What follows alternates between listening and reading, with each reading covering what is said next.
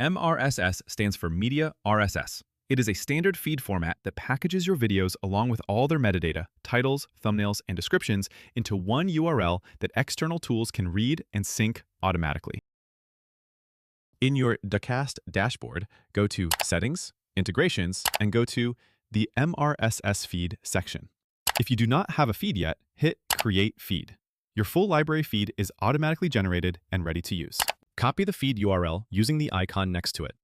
Then head over to whatever external platform you want to connect, whether that's a digital signage tool, a Roku or Fire TV channel builder, or a content syndication service. Paste the URL there, and that platform will pull in your full video library automatically. Any new video you upload to Dacast will appear in the feed, so there is nothing to update manually. That is Dacast MRSS feed. One URL, your entire library, everywhere it needs to be. Start your free trial at Dacast.com.